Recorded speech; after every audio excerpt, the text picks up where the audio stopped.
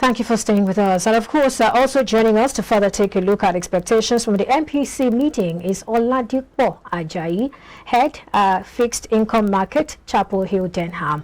Thanks for joining us today, Oladipo. Yeah, good morning. Thanks for having me on this morning. All right. Let me begin with this. How did you react to December inflation figures? I mean, it's eased for the first time in over 11 months. If you can hear me, Oladipo, I was asking how you reacted to the December inflation figure as released by the National Bureau of Statistics.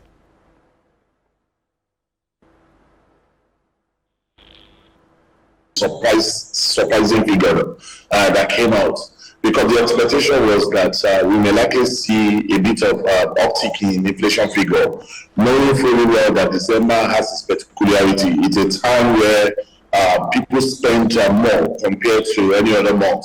So as a result of that, you are expecting that to also filter to the current inflationary pressure. But the result that we saw shows that the path that the monetary policy guys are doing is actually the right path.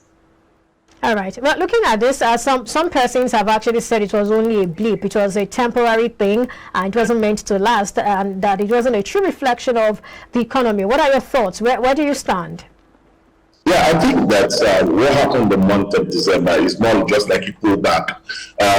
If you look at it critically, the perception of the market analysts generally is the fact that we've not seen the end to the current inflationary pressure. We'll see still more uptick in inflation figure, even knowing fully well that in the year 2023, the government has decided to say, okay, they are going to stop subsidy. We expect that to also filter into the current inflationary pressure. And also at the same time, in the month of December, the energy price was actually reviewed again.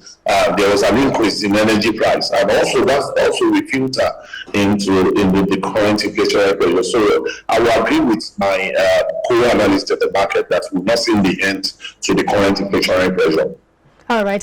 You just took the next question right from my mouth. I was going to ask you if you see inflation isn't further in January and going forward. But you already stated some of the reasons why you think this will not happen. But talking about the ease that was experienced in December, do you think that has anything to do with the Naira redesign policy?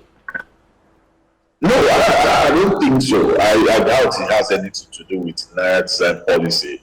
But at the same time, one way or the other, you will not remove the fact that what the Monetary Policy Committee has been doing, it's working somehow. Because one way or the other, they've been finding a way to actually contract the economy to ensure that they tighten the economy.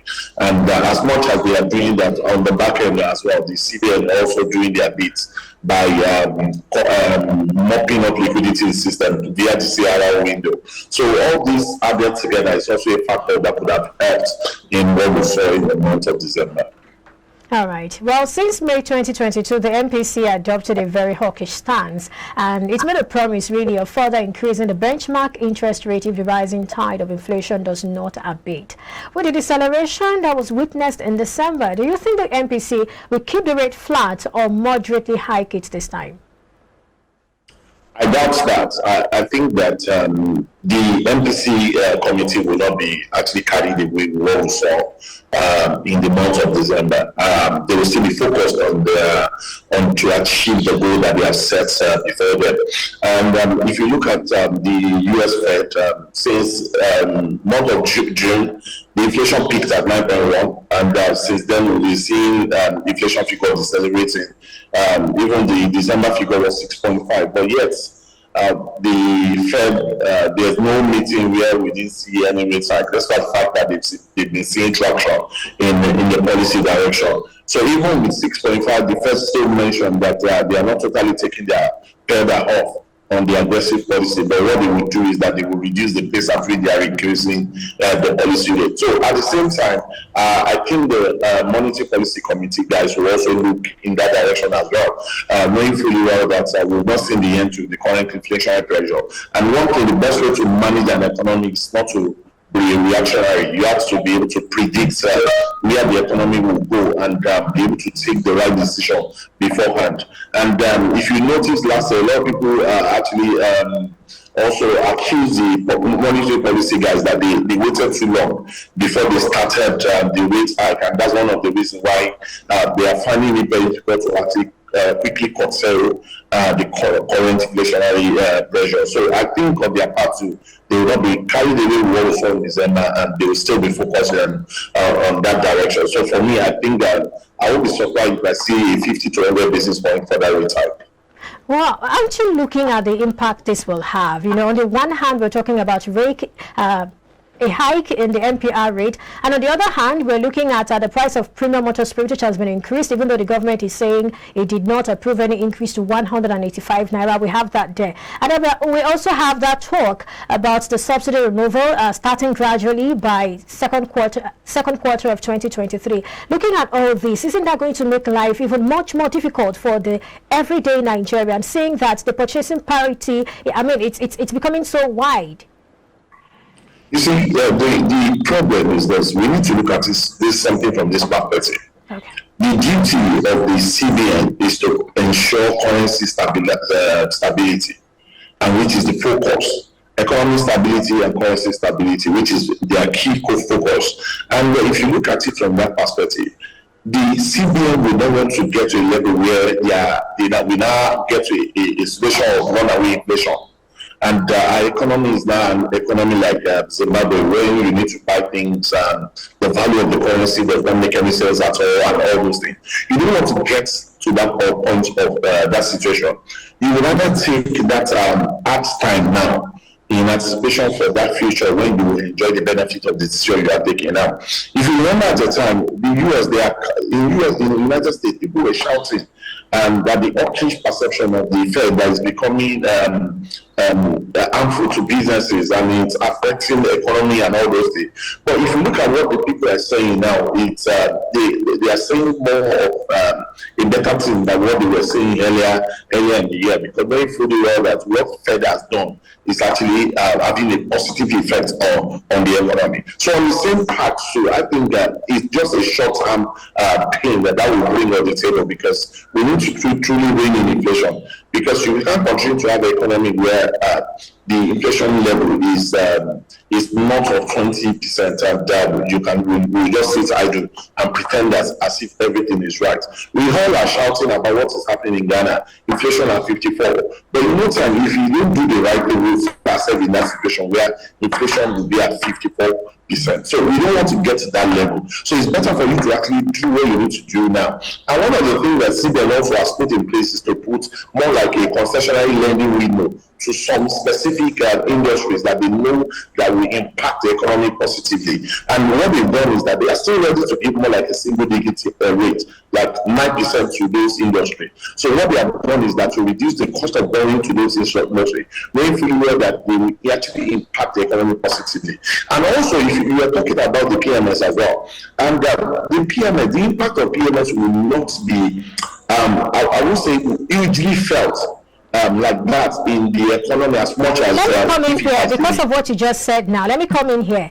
You said the impact will not be felt. But this morning we heard report from marketers talking about how that the fuel price could rise or go as high as 800 naira in the event that there is subsidy removal.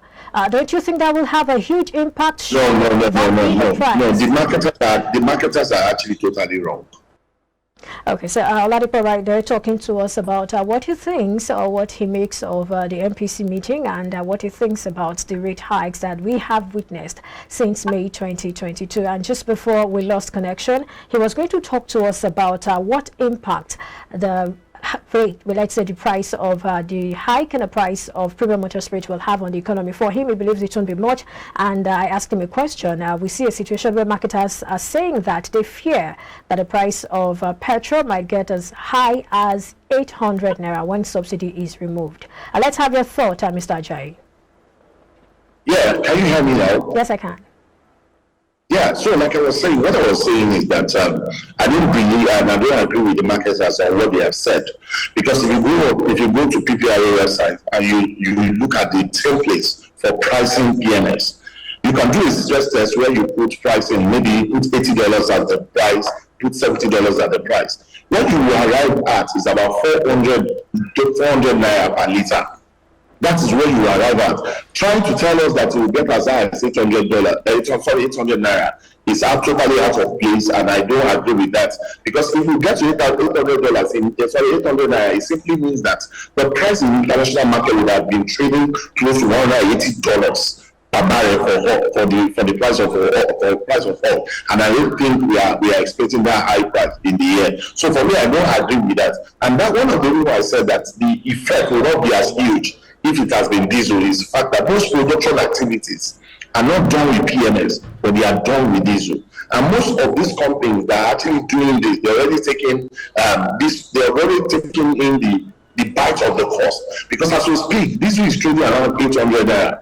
And if you compare that to PMS, you find out that PMS is trading far from that level. And most of those production companies, they already factor that into their pricing. So it's not new to them. And that's one of the reasons I said that we will not feel the effect as much as if it is diesel. But because it is PMS, it also means that there are many other things that government need to do.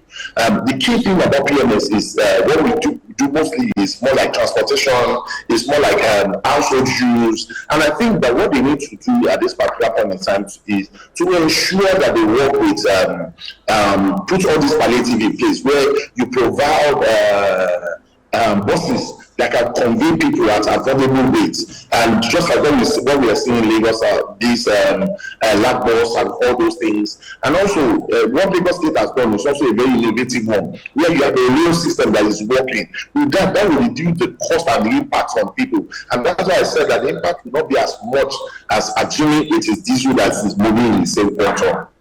All right. Well, in the event that the MPC favors a rate hike, what will be the effect on the capital market? Of course, with another rate hike, what we see is that this is two way around. Raising rate will also impact the government as well. And what I said that it will impact the government as well is that it means that the government will have to borrow at a more expensive rate, because immediately that is done, the market will price that into the activity in the market. Also banks also, they will tend to actually increase the cost of lending based on the MPR increase as well. So the effect on the market is that we'll see yield in the fixed income market actually go north, and also that will also affect the equity market negatively, because what that will mean that we will be surprised we start seeing people selling down in the equity market to move some of their funds into the fixed income market. Well, talking about equity market, is it okay to just give it a blanket analysis? Don't you think there are those people who talk about, certain kinds of stocks and how that they can withstand shocks, and how that investors and traders should pay attention to those stocks? Yeah, one thing about equity markets is that you also look at it from the perspective of individuals, and most times you also look at it from the perspective of portfolio managers as well. And most PFAs, in a situation whereby rates are high, what they do mostly is that they move their fund into fixed income instruments. What I'm saying that is that imagine another 100 basis point rate hike, we'll see yield in fixed income actually crossing, maybe getting close to 16 and maybe above 16%. And what that will mean to most of these PFAs is an opportunity to actually lock in some of the benefit that this will bring to the table.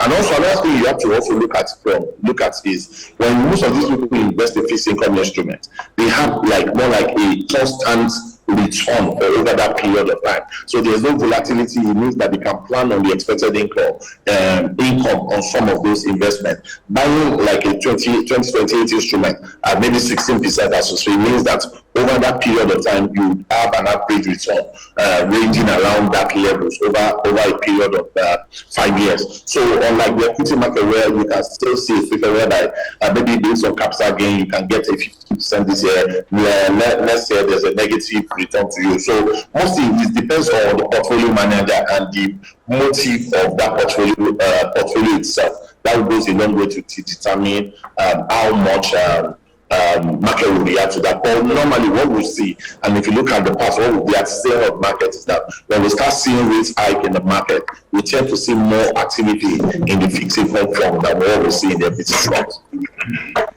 All right, thank you so much, Oladipo Ajayi, for sharing your thoughts with us today on the show. You're welcome. I've been speaking with Oladipo Ajayi. Oladipo Ajayi is the head of income at Chapel Hill, Denham. We'll take a break now. When we come back, I will have more for you. Stay with us.